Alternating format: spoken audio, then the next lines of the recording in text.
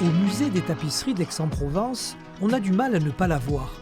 Je veux parler de l'œuvre grandeur nature réalisée par 13 artistes finlandais.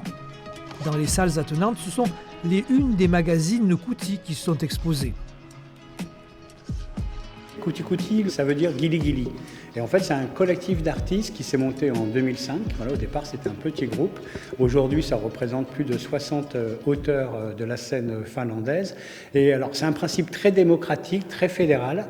Il n'y a pas de ligne éditoriale, mais c'est vraiment l'idée de défendre cette bande dessinée émergente, à la fois en Finlande, mais aussi de s'exporter sur d'autres territoires.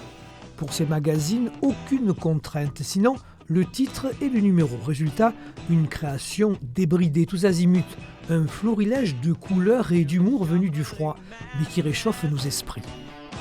Ce qui est intéressant dans le travail de Kuti, le collectif, c'est effectivement cet amalgame entre la culture de la Finlande et aujourd'hui toute cette culture internationale qu'on peut avoir par les réseaux.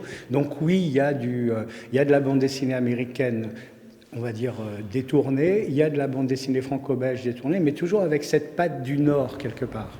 Place Bellegarde, un kiosque nous offre une autre facette du festival, des journaux illustrés gratuits. Pendant tout le festival, la galerie miniature devient le kiosque BDX. On diffuse tous leurs journaux gratuits, toute leur collection en fait éditée chaque année où ils ont donné une carte blanche à un artiste ou à un groupe d'artistes. Retour au musée des tapisseries où le point d'orgue de cette exposition sera à vivre samedi 23 mai lors des Nuits européennes des musées. Ateliers et animations diverses seront au programme.